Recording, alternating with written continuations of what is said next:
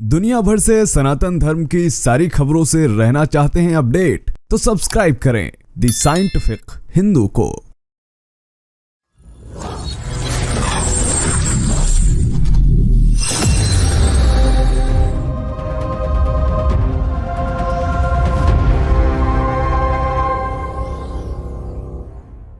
बुद्धिहीन तनु जानिके सुमिरो पवन कुमार, बल बुद्धि विद्या देहु वही हरहु कलेश विकार। जय जय श्री राम, जय हनुमान। स्वागत है आप सभी का द साइंटिफिक हिंदू पर। मैं आपके साथ आपका भ्राता धीरेन्द्र। आज का यह वीडियो बेहद महत्वपूर्ण होने वाला है, क्योंकि इस वीडियो में हमने रिसर्च के साथ वो सारी घटनाएं इंक्लूड करेंगे जो अयोध्या में हुई, क्योंकि भगवान श्री राम का मंदिर बनकर तैयार हो गया है और उन लोगों की कमी नहीं है जो ये कह रहे हैं कि जब हमारी सत्ता आएगी तो हम राम मंदिर की जगह फिर से मस्जिद बना देंगे। यह वीडियो उनकी आंखें खोल कर रख देगा कि भाई यहाँ पर कोई भारत सरकार नहीं है जो रक्षा कर रही है, यहाँ पर बालाजी की सरकार है।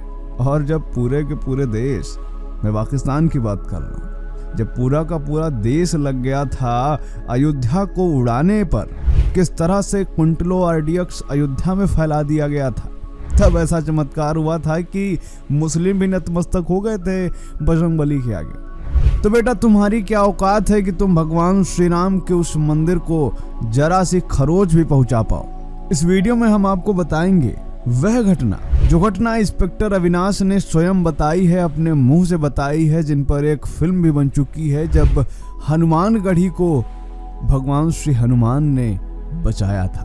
फिर वह घटना बताएंगे जब राम मंदिर पर फेंके गए थे 17 ग्रेनेड, जिसके बारे में महंत राजू दास भी बताते हैं, जो कि अयोध्या के संतों की आंखों देखी है।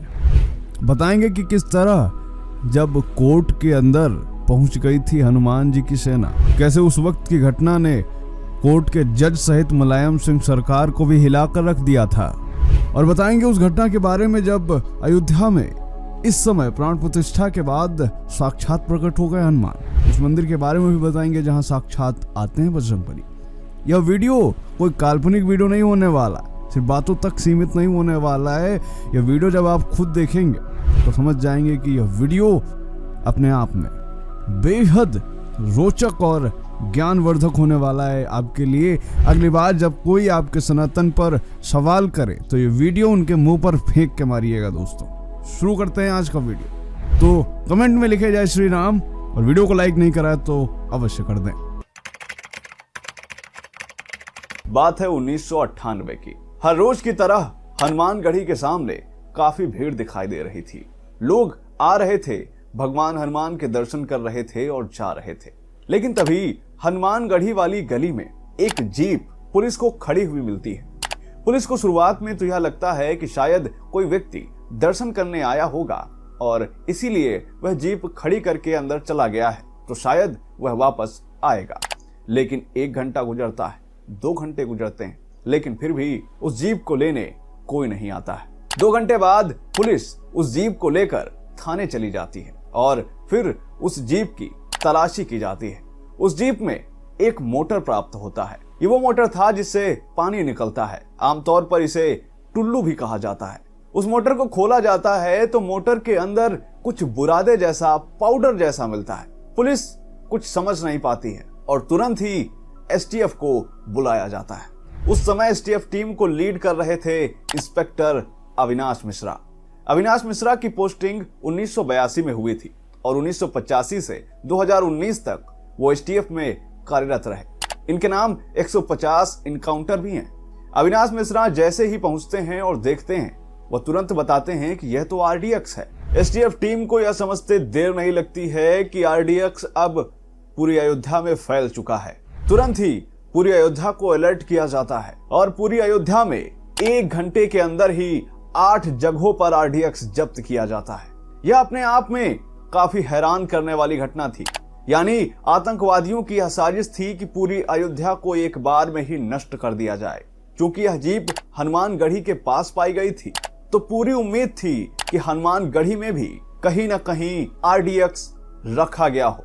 एसटीएफ टीम तुरंत ही हनुमानगढ़ी की तलाशी करना शुरू करती है, लेकिन बहुत हाथ पैर मारने के बाद भी टीम को कुछ नहीं मिलता है। इंस्पेक्टर अविनाश मिश्रा थक हार कर बैठ जाते हैं, लेकिन तभी एसटीएफ टीम का ही एक सदस्य काफी देर में मंदिर के अंदर से निकलता हुआ दिखाई देता है, लेकिन यह सदस्य कभी एसटीएफ टीम में रहा ही नहीं था। अविनाश मिश्रा जैसे ही उस शख्स को आवाज देते हैं, वह व्यक्ति भागने लगता है। यह व्यक्ति पूरी तरह एसटीएफ दस्ते के ही यूनिफॉर्म में था। तुरंत ही टीम उसे दौड़ाकर पकड़ती है और यह समझते देर नहीं लगती कि यह कोई आतंकवादी ही है। जैसे ही उस आतंकवादी को पकड़ा जाता है, वह आतंकवादी हंसने लगता है और हंसते हंसते कहता है, अरे तुम कुछ नहीं कर सकते, मैंने अब हनुमानगढ़ी के अंदर टाइम बॉम्ब लगा दिया है। और घड़ी देखते हुए वह कहता है, अब तो सिर्फ 1 मिनट बचे हैं, जाओ जो करना है कर दो। तुरंत इंस्पेक्टर अविनाश मिश्रा हनुमानगढ़ी के अंदर की तरफ भागते हैं। एसटीएफ टीम ने हनुमानगढ़ी का कोना कोना छान मारा, लेकिन कुछ भी नहीं मिला। अब मुश्किल से 20 से 30 सेकंड का वक्त बचा होगा। तब टीम को लीड कर रहे इंस्पेक्टर अविनाश मिश्रा की नजर एक बंदर पर पड़ती है। वह बंदर वाटर कूलर पर बैठा हुआ तारों को काट रहा था। इंस्पेक्टर अविनाश मिश्रा को शक हुआ कि इस वाटर कूलर में कुछ हो सकता है और वह चाहते थे कि यह बंदर इन तारों को छोड़े तो जाकर वह वहां पर चेक करे। उन्होंने आनन फानन में पास में खड़े हुए व्यक्ति का प्रसाद उस बंदर की तरफ फेंका, लेकिन बंदर ने प्रसाद नहीं लिया और बंदर वहां से भाग जाता है। तुरंत इंस्पेक्टर अविनाश मिश्रा साथ में खड़े बम निरोधक दस्ते को वाटर कूलर के पास जाने के लिए कहते हैं और जैसे ही वह शख्स वाटर कूलर के पास पहुंचता है, वह जोर से चीखता है और इस चीख से वहां पर खड़े सभी व्यक्तियों का ध्यान उस वाटर कूलर पर चला जाता है। वह शख्स जोर से चिल्लाकर कहता है, अरे ये तो टाइम बॉम्ब है। और इसके साथ ही वह एक बात और कहता है, वो कहता है, अरे सर ये तो 3 सेकंड पर रुक चुका है। अविनाश मिश्रा को यह समझते देर नहीं लगती कि वह बंदर जिन तारों को काट रहा था, वह तार इस टाइम बॉम्ब के ही थे। अविनाश मिश्रा तुरंत उस बंदर को ढूंढने के लिए दौड़ने लगते हैं और तभी ढूंढते हुए अविनाश मिश्रा की नजर हनुमानगढ़ी के शिखर पर जाती है, जहां पर एक बंदर मंदिर पर लगे कलश को सहला रहा था। पूरी टीम यह समझ जाती है कि छोटे वानर के रूप में स्वयं साक्षात बजरंग बली ही हनुमानगढ़ी को बचाने के लिए आए हैं। सभी टीम के सदस्य भगवान हनुमान के आगे दंडवत प्रणाम करते हैं। इंस्पेक्टर अविनाश मिश्रा सहित सभी टीम के सदस्यों के आंखों से आंसू बह रहे थे, हाथ जुड़े हुए थे और अपने आप को वह भाग्यशाली समझ रहे थे कि आज उन्हें साक्षात हनुमान जी के दर्शन प्राप्त हुए हैं। और थोड़ी ही देर में वह छोटा वानर आंखों की दृष्टि से ओझल हो जाता है। अविनाश मिश्रा स्वयं बताते हैं कि हमने जो भी उस दिन देखा वह एक सपने जैसा था। हम सोच भी नहीं सकते थे कि बजरंग बली ऐसे अपने भक्तों को बचाने आएंगे। अविनाश मिश्रा बताते हैं कि यह उनके जीवन की सबसे अद्भुत घटना थी, यानी बजरंग बली ने स्वयं आकर के न सिर्फ अयोध्या को बचाया बल्कि अपने सैकड़ों भक्तों की जान बचाई। यह वाकई में अद्भुत घटना थी, अविश्वसनीय थी, अकल्पनीय थी। इस घटना को इंस्पेक्टर अविनाश मिश्रा पर बनी फिल्म इंस्पेक्टर अविनाश में भी दिखाया गया है, जो पिछले साल 2023 में मई में रिलीज भी हुई थी। इस वीडियो में जो आपने इस घटना के सीन देखे वो भी इसी मूवी के ही हैं। तो दोस्तों, आज हमें यह लगा कि यह घटना आप तक अवश्य पहुंचानी चाहिए, तो हमने पहुंचाया। अब आपकी बारी है कि इस घटना को और भी लोगों के साथ शेयर करें। इसको लेकर के इंटरनेट पर तमाम आर्टिकल्स आपको मिल जाएंगे, तमाम वीडियोस मिल जाएंगे और तो और वह फिल्म भी मिल जाएगी जिसमें इस घटना को दिखाया गया है। समय था 2005 का, दिन था मंगलवार, तारीख थी 5 जुलाई, स्थान अयोध्या।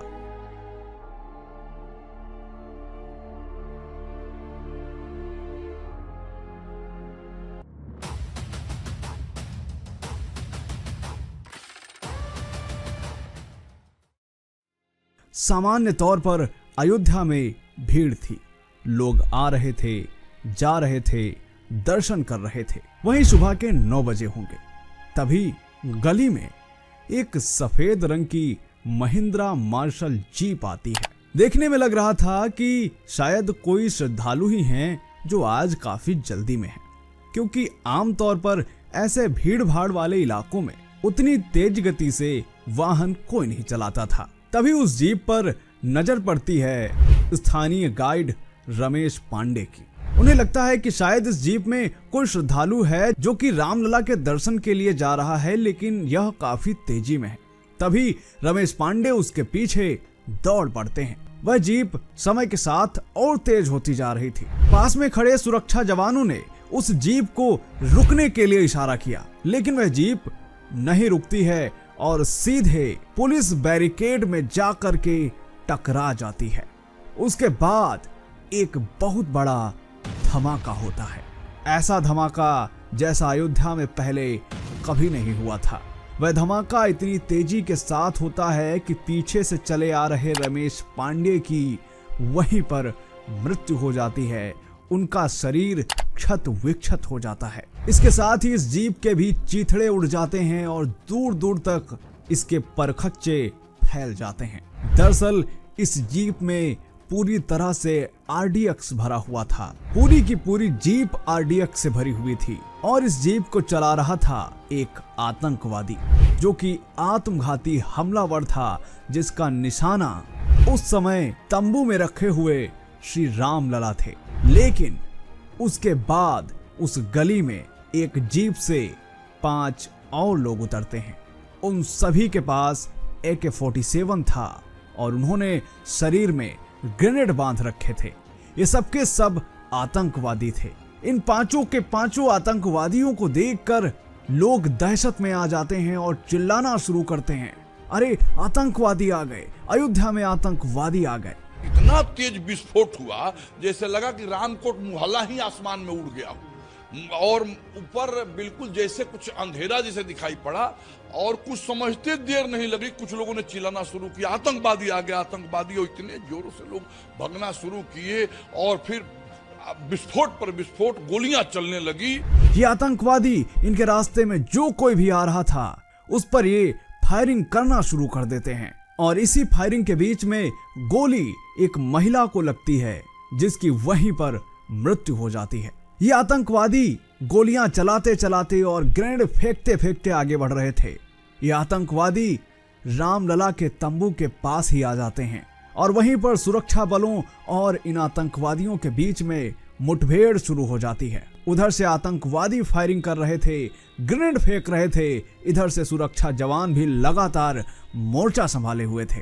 तभी एक आतंकवादी ग्रेनेड को निकालता है और जहां भगवान श्री रामलला थे उसी टेंट पर वह ग्रेनेड फेंक देता है, लेकिन उस समय वह ग्रेनेड नहीं दगता है। महंत राजू दास बताते हैं कि उस आतंकवादी ने एक नहीं बल्कि लगातार उसके बाद 6 और ग्रेनेड फेंके। कुल 7 ग्रेनेड भगवान श्री रामलला पर फेंके गए, लेकिन आश्चर्यजनक रूप से उनमें से कोई भी ग्रेनेड नहीं दगता है। हनुमान जी राजा के रूप में यहाँ विराजमान है। जब आतंकवादियों का हमला राम जन्मभूमि पे हुआ था, 17 ग्रेनेड फेंके गए थे, एक भी ग्रेनेड नहीं दगा, 5 के 5 आतंकवादियों मारे गए। पांचों आतंकवादियों और सुरक्षा बलों में यह मुठभेड़ करीब 1.5 घंटे तक चलती है और इस मुठभेड़ में 5 के 5 आतंकवादियों को छल्ली कर दिया जाता है और सभी को मार गिराया जाता है। इसमें 7 जवान भी गंभीर रूप से घायल होते हैं और एक और शख्स भी घायल हो जाता है, जिसको अस्पताल पहुंचाया जाता है, लेकिन उसे बचाया नहीं जा सका। अब सवाल यह खड़ा हुआ था कि आखिर अयोध्या में इतनी बड़ी सुरक्षा चूक कैसे हुई। आपको बता दें कि इस घटना से पहले पूरे देश भर से ऐसे इनपुट आ रहे थे कि अयोध्या में आतंकवादी हमला हो सकता है, लेकिन उस समय के तत्कालीन मुख्यमंत्री मुलायम सिंह यादव का कहना था कि अयोध्या में हमने इतनी सुरक्षा कर रखी है कि कोई परिंदा भी पर नहीं मार सकता। इसके बावजूद इस हमले के बाद जब सवाल किए जाते हैं तो मुलायम सिंह यादव साफ नकार देते हैं कि सुरक्षा में कोई चूक हुई है। अब इसकी जांच शुरू होती है, जिसमें पता चलता है कि इन 5 आतंकवादियों को यहां पहुंचाने वाला एक मुस्लिम ड्राइवर ही था और वह भी उन आतंकवादियों से मिला हुआ था। और वह बताता है कि उसे इस बारे में कुछ नहीं पता। ये 5 के 5 लोगों ने मुझसे कहा कि मुझे दर्शन करने के लिए जाना है। इसके बाद 14 साल इस मुकदमे पर सुनवाइयां होती रहीं, जिसमें 5 और आतंकवादियों के नाम सामने आए, जिसमें एक सहारनपुर का था, वहीं 4 जम्मू कश्मीर के थे। बाद में 63 गवाहों के बयान दर्ज किए जाते हैं, 371 सुनवाइयां होती हैं और 4 को आजीवन कारावास की सजा दी जाती है और 2.5 लाख का सब पर जुर्माना भी लगाया जाता है। इनमें से एक व्यक्ति बच जाता है क्योंकि उसके खिलाफ कोई सबूत नहीं मिले थे। ये सभी एक संप्रदाय विशेष के ही थे।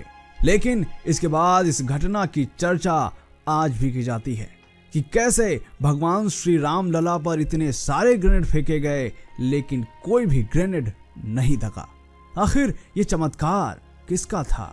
ये अद्भुत, अविश्वसनीय और अकल्पनीय घटना 2005 में घटित हुई थी, जिसको याद करके आज भी लोग कह उठते हैं, जय श्री राम।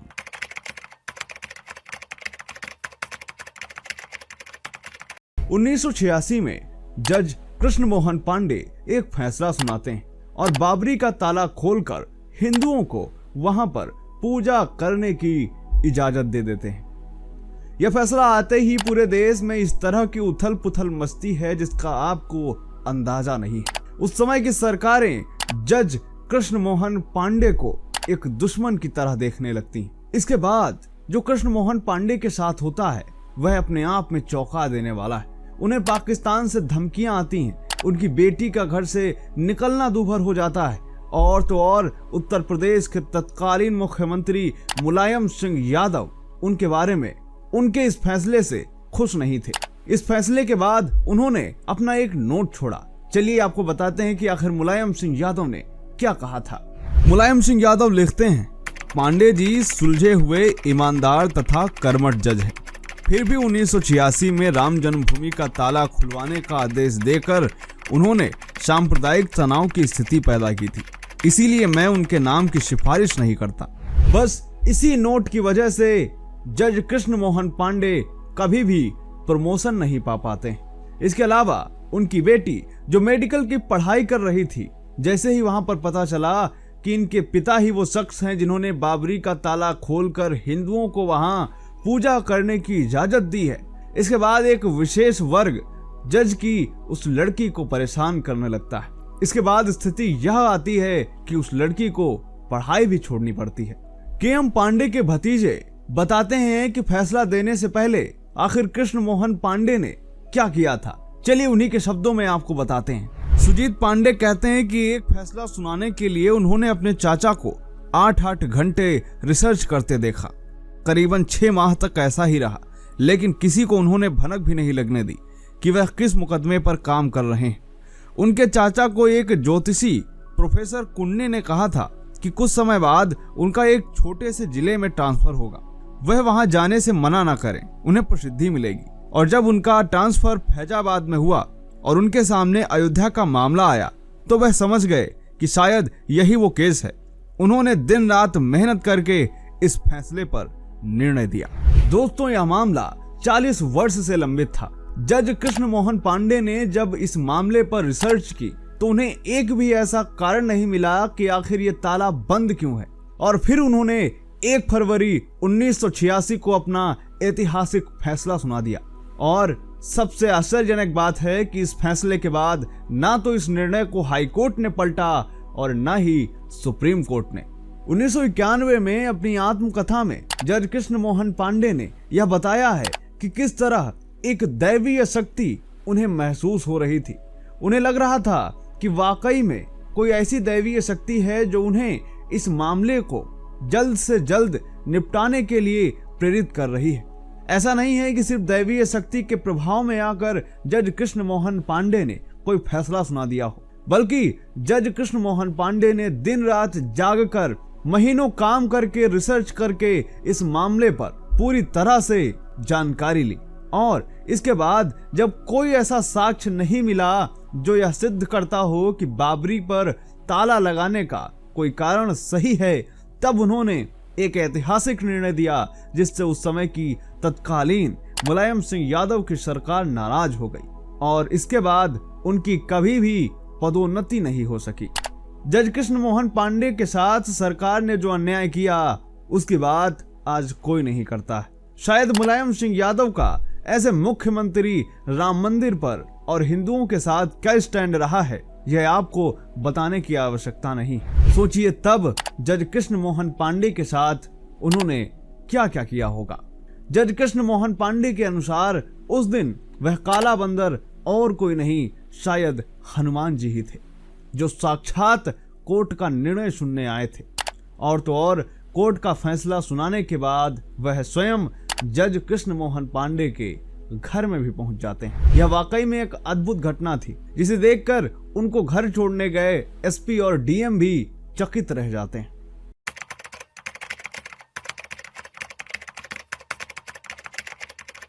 तो चलिए शुरू करते हैं आज का वीडियो। सबसे पहले आप यह पोस्ट देखिए जो कि श्री राम जन्मभूमि तीर्थ क्षेत्र द्वारा पोस्ट की गई, जिसमें लिखा गया है, आज श्री राम जन्मभूमि मंदिर में हुई एक सुंदर घटना का वर्णन। आज शाम का लगभग 5:50 पर एक बंदर दक्षिणी द्वार से गूढ़ मंडप से होते हुए गर्भगृह में प्रवेश करके उत्सव मूर्ति के पास तक पहुंचा। बाहर तैनात सुरक्षा कर्मियों ने देखा। वे बंदर की ओर यह सोचकर भागे कि कहीं यह बंदर उत्सव मूर्ति को जमीन पर न गिरा दे, परंतु जैसे ही पुलिसकर्मी बंदर की ओर दौड़े वैसे ही बंदर शांत भाव से भागते हुए उत्तरी द्वार की ओर गया। द्वार बंद होने के कारण पूर्व दिशा की ओर बढ़ा और दर्शनार्थियों के बीच से होता हुआ बिना किसी को कष्ट पहुंचाए पूर्वी द्वार से बाहर निकल गया। सुरक्षा कर्मी कहते हैं, ये हमारे लिए ऐसा ही है मानो स्वयं हनुमान जी रामलला के दर्शन करने आए हो। दोस्तों, ये ऑफिशियल न्यूज है जिसको आप चाहें तो ट्विटर पर जाकर खुद वेरीफाई कर सकते हैं, वरना इसका लिंक हमने डिस्क्रिप्शन में भी दिया है। यानी भगवान श्री हनुमान की सेना आज भी हर जगह भ्रमण कर रही है, क्योंकि हनुमान जी को यह वरदान प्राप्त है कि वे कलयुग में जागृत अवस्था में रहेंगे और जहां भी राम नाम का भजन होगा, भगवान श्री राम का गुण गाया जाएगा, वहां पर वह मौजूद हो जाएंगे। खैर, ये तो बात हुई राम मंदिर की। अब आपको एक ऐसे मंदिर के बारे में बताते हैं जहां हनुमान जी स्वयं आते हैं, साक्षात आते हैं। इस मंदिर का नाम है बुद्धेश्वर महादेव मंदिर, जो कि मौजूद है लखनऊ में। यहाँ पर जाकर के मैंने स्वयं पुजारियों से बात किया, साधु संतों से बात की कि आखिर इस घटना का सच क्या है, उन्होंने क्या बताया, उसका वीडियो आप स्वयं देखिए। यहाँ पर एक वीडियो भी सोशल मीडिया पर काफी ज्यादा वायरल हुआ है, जहाँ पर भगवान श्री हनुमान एक वानर यहाँ पर आते हैं और वो भगवान शिव को नमन करके चले जाते हैं। इस बारे में थोड़ा सा, क्योंकि आप यहाँ यहीं रहते हैं, तो अगर आप बता सके तो। हाँ, ये सच है। वो आते हैं, अचानक आते हैं, जीने तरफ से आएंगे, पहले परशुराम जी के दंडवत करेंगे और फिर वहाँ से चढ़ के जीने चढ़ के शंकर जी के आएंगे, शंकर जी में भी दंडवत करते हैं और फिर वहाँ जो है अपना प्रसाद वरसाद पा के परिक्रमा करके चले जाते हैं। तो ये कब से आ रहे हैं? ये जब बाबा की इच्छा होती तब आते हैं, डेली नहीं आते, कभी भी आ जाते हैं। लगभग फिर भी आपने कब से नोटिस किया कि ये आ रहे हैं? अरे हो गया, कई साल हो गया। अच्छा, कई सालों से वो रेगुलर आ रहे हैं यहाँ पर। अच्छा, अभी कितने रात को कितने बजे लगभग आते हैं? वो आरती के टाइम आते हैं। आरती जैसे हो गई यहाँ 7-8 बजे, आरती बाद भी आते हैं और दोपहर में भी आ जाते हैं, रात में 12 बजे भी आ जाते हैं। अच्छा, क्या कभी किसी को नुकसान पहुँचाया? नहीं, नुकसान नहीं करते हैं वो कुछ। अच्छा। नहीं, वो अपना दंडवत करके दर्शन करके चले जाते हैं, किसी से कुछ नहीं बोलते हैं। अच्छा, यानी कि काफी दिनों से वो आते, एक समय पे वो आते हैं, भगवान शिव को नमन करते हैं और उसके बाद चले जाते हैं, बाकी किसी से कोई मतलब नहीं। किसी से नहीं बोलते हैं, अचानक ही गायब हो जाते हैं वो। आप देखते रहोगे, वह बैठे उसके बाद अचानक गायब हो गए।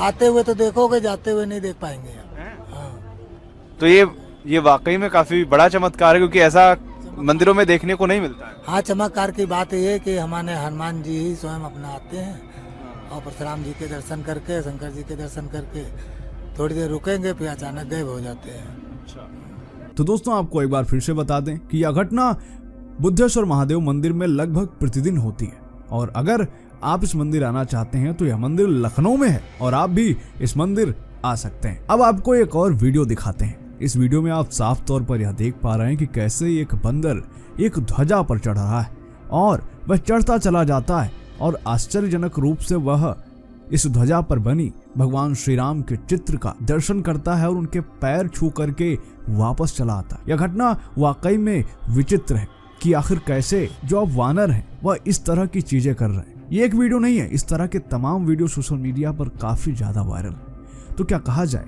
कि भगवान श्री हनुमान की सेना अब कलयुग में आ चुकी है और अब वह भगवान श्री राम के लिए और अब वह भगवान कल्कि का इंतजार कर रही है कि आखिर कब भगवान कल्कि अवतरित होंगे और दुष्टों का नाश करेंगे। तो दोस्तों उम्मीद करते हैं यह वीडियो आपको पसंद आया होगा। कैसा लगा आज का वीडियो कमेंट अवश्य करें। मिलते हैं आपसे अगले वीडियो में, तब तक के लिए जय हिंद, जय भारत, वंदे मातरम।